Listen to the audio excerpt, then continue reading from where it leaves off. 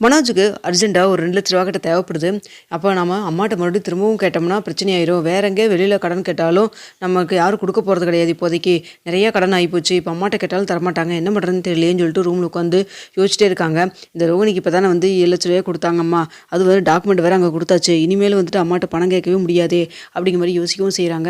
இப்போ என்ன பண்ணுறதுன்னு தெரியலையே! அப்படின்னு சொல்லி யோசிச்சுட்டு இருக்கிறப்போ, அப்பதான் கரெக்ட்டா இங்க வந்துட்டு முத்துவும், மீனாவும் பேசிட்டு இருக்க சத்தம் கேட்குது. முத்து சொல்லிட்டு இருக்கிறாங்க, "எப்படியாவது வந்துட்டு நம்ம மேல மாடியில வந்துட்டு சீக்கிரமா ரூம் கட்டியே ஆகணும்." அப்படின்னு சொல்லிட்டு இருக்கிறாங்க. "ஏன் என்னாச்சு?" அப்படின்னு சொல்லி கேட்குறப்போ, "இல்ல நேத்து நம்மளோட பேசிட்டு இருந்தோம்ல, அப்பா வந்துட்டு போனார்ல, அத கொஞ்சம் சங்கடமா ஃபீல் பண்றாரு. என்கிட்டயும் கேட்டாரு, எப்படா மேல ரூம் கட்ட போறீங்க?" அப்படின்னு சொல்லிட்டு, "அதான்ப்பா பணம் சேர்த்திட்டு இருக்கிறேன்ப்பா." அப்படின்னு சொல்லிட்டு இருந்தேன். "சரி ஓகேங்க, பார்த்துக்கலாங்க. ஒண்ணும் பிரச்சனை இல்ல." அப்படின்னு சொல்லிட்டு இருக்கிறாங்க. அப்ப இது எல்லாத்தையும் வந்துட்டு இங்க மனோஜ் கேட்கவும் செய்றாங்க. ஆமா, இவங்க 2 பேரும் வேற பணத்த உண்டியல் வழியா சேர்த்திட்டு இருக்கிறாங்கல்ல. நெறைய பணம் வச்சிருக்க தான் செய்வாங்க. நம்மளுக்கு ஒரு 2,00,000 தானே எடுத்துக்கிட்டா என்ன? உண்டியல்ல தானே போட்டுருக்காங்க. கணக்கு வச்சா உள்ள போட்டுருக்க போறாங்க. நம்ம எடுத்துக்கிட்டு அதுக்கப்புறம் நம்மகிட்ட பணம் வந்ததுக்கப்புறம் இதில் யாருக்குமே தெரியாத கொஞ்சம் கொஞ்சமாக உள்ளே போட்டு வச்சுருவோம் அப்படிங்கிற மாதிரி யோசிக்கவும் செய்கிறாங்க. சரி எப்படி இந்த பணத்தை எடுக்கிறது அப்படின்னு சொல்கிறப்போ, சரி ஓகே எப்படி இருந்தாலும் இந்த மீனா கொஞ்சம் நேரத்தில் பூ கொடுக்க போயிடும். இதை முத்துவும் கார் விட்டு போயிடுவான். அதுக்கப்புறம் வந்துட்டு அம்மாவும் வந்துட்டு பார்வதி ஆண்டியை பார்க்க போகிறேன்னு சொல்லிட்டு இருந்தாங்க. ஒருத்தர் வீட்டில் இருக்க மாட்டாங்க அப்போது. அப்பா வேறு நீ ஸ்கூலுக்கு போகிறேன்னு சொல்லியிருந்தாரு. அதனால் நம்ம வந்துட்டு இன்றைக்கி போகிற மாதிரி போயிட்டு ஷோரூமுக்கு கொஞ்சம் நேரம் கழித்து நம்ம வந்தோம்னா கண்டிப்பாக வீட்டில் யாரும் இருக்க மாட்டாங்க. அப்போ இந்த பணத்தை எடுத்துக்கலாம் அப்படிங்கிற மாதிரி நினைக்கவும் செய்கிறாரு. அதுக்கப்புறம் வந்துட்டு சொல்கிறாங்க, அம்மா நான் கிளம்புறேம்மா அப்படின்னு சொல்லிட்டு, ஏன்டா சாப்பிட்லையாடா அப்படின்னு சொல்லி கேட்குறப்போ, இல்லைம்மா நான் மறுபடியும் அப்புறமேல் சாப்பிட்டுக்கிறேன், எனக்கு பசிக்கல அப்படின்னு சொல்லி சொல்லிட்டாங்க. சரி ஓகே பார்த்துக்கடா அப்படின்னு சொல்லிட்டு அமுச்சு விட்றாங்க. கிளம்பி அங்கே வீட்டுக்கு அங்கே போகிறாங்க ஷோரூமுக்கு. அங்கே போய் 1/2 மணி நேரத்துலேயே திரும்ப கிளம்பி வீட்டுக்கும் வராங்க. வந்ததுக்கப்புறம் வந்து பார்த்தாங்கன்னா வீடு பூட்டி தான் இருக்குது, ஒருத்தருமே இல்லை. நம்மகிட்ட தான் எக்ஸ்ட்ரா ஒரு கீ இருக்கே அப்படின்னு சொல்லிட்டு வீட்டை ஓப்பன் பண்ணிட்டு உள்ளே வரவும் செய்கிறாரு. வந்ததுக்கப்புறம் நேராக விஜயா ரூமுக்கு போயிட்டு அந்த உண்டியல் எடுக்கவும் செய்கிறாங்க. அதை பார்த்தா பூட்டி வச்சிருக்குது. ஐயோ, பூட்டி வச்சிருக்காங்களே, இது எப்படி ஓப்பன் பண்ணி எடுக்கிறதுன்னு தெரியலையே. நம்மளுக்கு சந்தேகம் வராத மாதிரி பூட்டை நீக்கி எடுத்துட்டு மறுபடியும் வந்துட்டு பூட்டை பூட்டி ஆகணுமே அப்படிங்கிற மாதிரி யோசிக்கவும் செய்கிறாங்க. எப்படியோ கஷ்டப்பட்டு அப்படி இப்படி ஓப்பன் பண்ணிடுறாங்க. ஓப்பன் பண்ணிட்டு உள்ள பணத்தை பார்க்குறாரு. இவ்வளோ பணம் வச்சுருக்காங்க. 5க்கும் 10க்கும் தான் 2 பேரும் வேலை செஞ்சுட்ருக்காங்க. இவ்வளோ பணம் வச்சுருக்காங்களே, பரவாயில்ல, சரி ஓகே தெரியவா போகுது அப்படின்னு சொல்லிட்டு 2,00,000 தேவைப்படுன்னு சொல்லிட்டு அந்த பணத்தை எடுத்துகிட்டு மறுபடியும் அதே போல் பூட்டி வச்சுட்டு கிளம்பிடுறாங்க. அதுக்கு அடுத்த நாள் வந்துட்டு எல்லாத்துக்கும் என்ன செலவு இருந்தது, ஆஃபீஸில் அந்த வேலைக்கு இருக்கவங்களுக்கெல்லாம் வந்துட்டு பணம் கொடுக்க வேண்டியது இருக்குது. அப்போ எல்லாத்தையும் கொடுத்து செட்டில் பண்ணுறாரு. இதை பார்த்துட்டு இருக்க ஜீவா, என்னங்க சார் நீங்கள் வந்துட்டு பணமே உங்கள் அக்கௌண்ட்டில் இல்லைன்னு சொல்லிட்டு இருந்தீங்க, திடீர்னு இப்படி 2,00,000 மறுபடியும் யார்ட்டையும் கடன் வாங்கினீங்களாங்க பாஸ் அப்படிங்கிற மாதிரி ஜீவா கேட்குறாங்க. இதை பார்த்துட்டு, உங்களுக்கு என்னப்பா, நான் கொடுக்க வேண்டிய பணம் வந்துருச்சுல்ல, கொடுத்தாச்சுல்ல, எல்லாம் சேலரியில் செட்டில் பண்ணியாச்சுல்ல, அதுக்கப்புறம் இதை பற்றி ஏன் பேசிட்டு கட்டி மீதமாக ஒரு 30,000 இருக்கும்ல, அதை எடுத்து என் அக்கௌண்ட்டில் போட்டு வை, புரிஞ்சுதா அப்படின்னு சொல்லிட்டு சரின்னு சொல்லிட்டு விட்டுறாங்க. அடுத்த நாள் வந்துட்டு இங்கே மீனாவும் முத்துவும், ஏன் மீனா நம்ம எவ்வளோ பணம் தான் சேர்த்து வச்சுருக்கோன்னு சொல்லி எடுத்து பார்த்துருவோமா அப்படின்னு சொல்லி நினைக்கிறாங்க. ஏங்க அதெல்லாம் பார்க்கவே வேண்டியது இல்லைங்க, நான் தான் எவ்வளோ பணம் போடுறோம் அப்படின்னு சொல்லி போட்டு வைக்கிறோன்னு சொல்லிட்டு நான் தான் வந்து எழுதி வச்சுட்டு இருக்கிறேனே அப்படின்னு சொல்லிட்டு இருக்கிறாங்க. என்ன மீனா சொல்கிறேன் அப்படின்னு சொல்கிறப்போ, ஆமாங்க நீங்கள் எவ்வளோ பணம் கொடுக்குறீங்க, நான் எவ்வளோ பணம் போடுறேன் அப்படிங்கிறத எழுதி வச்சிட்டோம்னா நம்மகிட்ட எவ்வளோ பணம் இருக்குங்கிறத டான் எடுத்து பார்த்துக்கலாம்னு சொல்லிட்டு எப்போயுமே நான் நோட் பண்ணி வச்சிருப்பேங்க அப்படின்னு சொல்கிறாங்க. எங்கே எடுத்துகிட்டு அந்த நோட்டை அப்படின்னு சொல்லி சொல்கிறாங்க. கிச்சனில் இருந்துட்டு எடுத்துகிட்டு வர்றாரு. அந்த நோட்டை பார்த்தோம்னா கிட்டத்தட்ட ஒரு 4,00,000 கிட்ட இருக்கிற மாதிரி காமிக்குது. இதை பார்த்தோன்னா முத்துக்கு ஒரே சந்தோஷமாயிருது. பரவாயில்லையே, நம்ம ரெண்டு சேர்ந்துட்டு டியூவும் கட்டிட்டு நிறைய செலவும் பண்ணிட்டு இவ்வளோ பணம் சேர்த்து வச்சிருக்கிறோமா, பரவாயில்லையே, நம்ம கம்பெனி இன்ஜினியர் வர சொல்லி மேலே ரூம் எடுக்க ஆரம்பிச்சிருவோம் அப்படின்னு சொல்லி கேட்குறாங்க. இருங்கங்க, நம்ம எப்போவுமே வீடு ஒரு கட்டுறோம் அப்படின்னா 3,00,000 நம்ம எஸ்டிமேஷன் போட்டோம்னா ஒரு 5,00,000 இருக்கணும். அதே போல் தான் இப்போ 4,50,000 இருக்குது. நம்ம அன்றைக்கே கேட்டோம்ல, இன்ஜினியர் 5,00,000 ஆகுன்னு சொல்லி சொன்னார்ல, நம்மகிட்ட இவ்வளோ தான் இருக்குது, நம்ம இன்னும் ஒரு 1,00,000 கிட்ட சேர்த்திட்டு அதுக்கப்புறம் நம்ம பார்த்துக்கலாங்க அப்படின்னு சொல்கிறாங்க. அதுவும் கரெக்டு தான். சரி ஓகே, சரி மீனா அந்த பணத்தில் எடுத்துகிட்டு வாவே, நம்ம உண்டியல் இங்கே வச்சுட்டு இருக்க வேண்டாம், அக்கௌண்ட்டில் போட்டு வச்சுட்டா சேஃப்டியாக இருக்கும்னு நான் நினைக்கிறேன் அப்படின்னு சொல்கிறாங்க. அதுவும் கரெக்டு தாங்க அப்படின்னு சொல்லிட்டு எடுத்துகிட்டு வந்து எல்லாம் சொல்லிட்டு போட்டு ஓப்பன் பண்ணி எல்லான்னு எடுக்கிறாங்க. எடுக்கிறப்ப மீனாக்கு சந்தேகம், என்ன வெயிட் கம்மியாக இருக்க மாதிரி இருக்கே அப்படின்னு சொல்லிட்டு, என்னாச்சு மீனா ஏன் ஒரு மாதிரி யோசிச்சிட்டே வர அப்படின்னு சொல்லி, இல்லைங்க உண்டியல் தூக்குனா வெயிட் ரொம்ப கம்மியாக இருக்காம, பணம் அவ்வளோ வெயிட்டாக இருந்துற போது நீ கொண்டு வா அப்படின்னு சொல்கிறாங்க. ஓப்பன் பண்ணியும் பார்க்குறாங்க. ஓப்பன் பண்ணி என்றப்போ 2,00,000 கிட்ட தான் இருக்குது, மீதி 2,00,000 இல்லை. என்ன மீனா 5,000 10,000 2,000 1000னா பரவாயில்ல, இவ்வளோ பணம் ஷார்ட்டேஜ் ஆகுது, என்னாச்சு அப்படின்னு சொல்லி கேட்குறாங்க. அதாங்க எனக்கு ஒன்றும் புரியல, நான் கணக்கு கரெக்டாக தாங்க எழுதியிருக்கேன் அப்படின்னு சொல்லிட்டு, இருங்க நோட்டை பார்த்து நான் நல்லா செக் பண்ணிக்கிறேன்னு சொல்லிட்டு நோட் எடுத்து செக் பண்ணுறாங்க.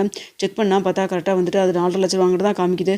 என்ன மீனா அது அப்படின்னு சொல்லி கேட்குறாங்க. அதாங்க எனக்கு ஒன்றும் புரியல அப்படின்னு சொல்லிட்டு இருக்கிறப்போ, ஒரு வேளை இவன் பணம் வேணும்னு சொல்லி தேவைப்படுதுன்னு சொல்லிட்டு இருந்தான் 7,00,000 கிட்ட, இவங்க இதை எடுத்துருப்பானா அப்படின்னு சொல்கிறாங்க. ஏங்க நீங்கள் வேறு தேவையில்லாமல் பிரச்சனை எதுவும் பண்ணிக்க வேண்டாம் அப்படின்னு சொல்லிட்டு இருக்காங்க. இல்லைம்மா எனக்கு இவன் மேலே தான் சந்தேகமாக இருக்குது அப்படின்னு சொல்லி சொல்கிறாங்க. இல்லைங்க அப்படிலாம் இருக்க வாய்ப்பு இல்லை அப்படின்னு சொல்கிறாங்க. நீ வேறு, அவன் எல்லா வேலையும் பண்ணுவான், இரு நான் வெயிட் பண்ணு நான் பார்க்குறேன் அப்படின்னு சொல்லி ஏங்க போய் கேட்டால் மட்டும் உங்கள் அண்ணன் எடுத்து நான் சொல்ல போகிறாரு அப்படின்னு சொல்கிறாங்க. இல்லை மீனா அப்படின்னு சொல்லி பேசிட்டு இருக்கிறப்ப கரெக்டாக அண்ணாமலை வராரு. அண்ணாமலை கேட்குறாரு என்னாச்சுடா அப்படின்னு சொல்லிட்டு ஏன் 2 பேர்த்தோட முகமே வாடி இருக்கு அப்படின்னு சொல்கிறப்போ இல்லைப்பா நாங்கள் பணம் மேலே ரூம் கட்டக்காக எடுத்து வச்சுருந்தோம்லப்பா நீங்கள் நம்ம சரி ஓகே கட்ட ஆரம்பிச்சிடலாமா பணம் எவ்வளோ இருக்குன்னு சொல்லி எடுத்து பார்க்குறோம் பார்த்தா நோட்டில் மீனா எழுதி வச்சுக்கிற கணக்கு 4.5 லட்ச ரூபா ஆனால் உண்டியில் இருக்கிறது 2.5 லட்ச ரூபா தான் இருக்குது மீதி 2 லட்ச ரூபாய் காணாம்ப்பா அப்படின்னு சொல்லிட்டு இருக்கிறாங்க. அப்படியா அப்படின்னு சொல்லி பேசிட்டு இருக்கிறப்போ அப்போ வந்துட்டு சொல்கிறாங்க இல்லை மாமா இவர் வந்துட்டு அவங்க அண்ணா மனோஜ் அவர்கிட்ட வந்துட்டு கேட்கலான் இருக்காரு அவர் மேலே சந்தேகமாக இருக்குன்னு சொல்லி சொல்கிறாரு. இதை போய் எப்படிங்க மாமா கேட்குறது அப்படின்னு சொல்லிட்டு இருக்கிறாங்க. அப்போ வந்துட்டு உடனே வந்துட்டு இருடா அப்படின்னு சொல்லிட்டு கணக்கு எடுத்துகிட்டு வராரு. ஷோரூம் கணக்கு எடுத்து பார்க்குறாங்க. பார்த்தா அதில் வந்துட்டு இந்த மாதத்துக்கு அந்த சம்பளம் கொடுக்குறது கூட பணம் இல்லாத மாதிரி தான் இருக்குது. இதை பார்த்துட்டு மனோஜ் இங்கே வாடா அப்படின்னு சொல்லிட்டு கூப்பிட்றாங்க. மாமா கேட்க வேண்டாம்னு சொல்லிட்டு மீனா சொல்கிறாங்க. இருமா நான் வேற ஒரு விஷயத்தை கேட்குறேன் அப்படின்னு சொல்கிறாங்க. அப்போ வந்துட்டு அவரும் வராரு. வந்ததுக்கப்புறம் டேய் இங்கே வாடா இந்த மாதத்துக்கு சம்பளமெல்லாம் கொடுத்துட்டியாடா அப்படின்னு சொல்லி கேட்குறாங்க. அதெல்லாம் கொடுத்தாச்சுப்பா அப்படின்னு சொல்கிறாங்க. எப்படா வரவு செலவெல்லாம் பெருசாக ஒன்றும் இல்லையே நீ வேறு 7 லட்ச ரூபா வேறு வெளில கடன் வாங்கணும்னு வேறு சொல்லிட்டு இருந்தேன்.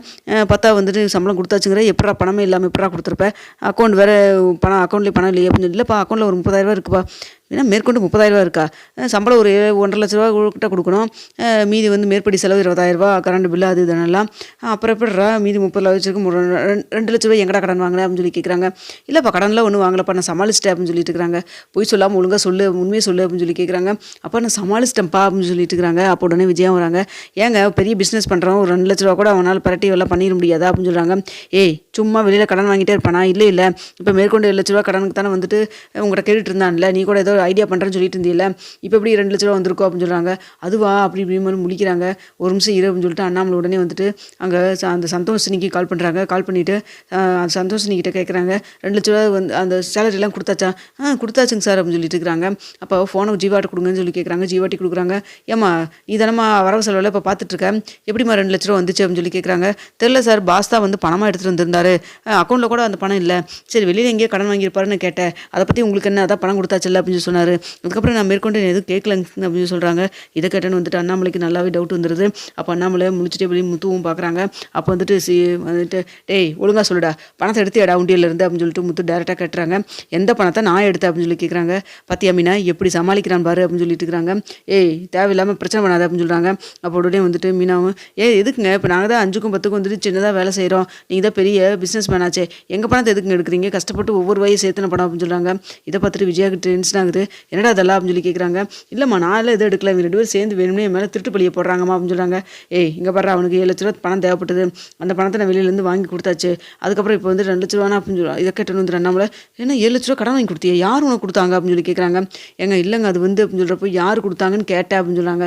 வேறு யாரும் இல்லைங்க சிந்தாமணி தான் அப்படின்னு சொல்கிறாங்க. சிந்தாமணியா சும்மாலே 7 லட்ச ரூபா கொடுக்க மாட்டாங்களே ஏம்மா ஒழுங்காக சொல்லுமா ஏதாவது அடமானத்துக்கு வச்சிங்களா அப்படின்னு சொல்லி கேட்குறாங்க. அடமானம் வைக்கிறதுக்கு எங்கிட்ட என்ன இருக்குது அப்படின்னு சொல்கிறாங்க. அப்போ உடனே வந்துட்டு அன்றைக்கு மாதிரி இதை நகைக்கு இது வந்து விற்றுட்டு மேலே வந்து போலி நகையை போட்டிருக்கே என்ன அப்படின்னு சொல்லி கேட்குறாங்க. ஏங்க அதெல்லாம் ஒன்றும் கிடையாது தங்க நாங்கள் தான் வேணால் செக் பண்ணி பார்த்துக்குங்க அப்படின்னு சொல்லிட்டு இருக்கிறாங்க. அப்புறம் இப்படி 7 லட்ச ரூபா கொடுத்தாங்க அதெல்லாம் பழக்கம் அதான் கொடுத்தாங்க அப்படிங்கிற மாதிரி சமாளிக்கிறாங்க. டேய் ஒழுங்காக சொல்லுடா 2 லட்ச ரூபா என்னடா பண்ண அப்படின்னு சொல்லிட்டு உடனே வந்துட்டு இங்கே விஜயாவும் கோவப்பட்டு கேட்குறாங்க. நான்லாம் ஒன்றும் எடுக்கலாமா அவங்க வேணே போய் பேசுகிறாங்கம்மா அப்படின்னு சொல்லிட்டு இருக்கிறாங்க.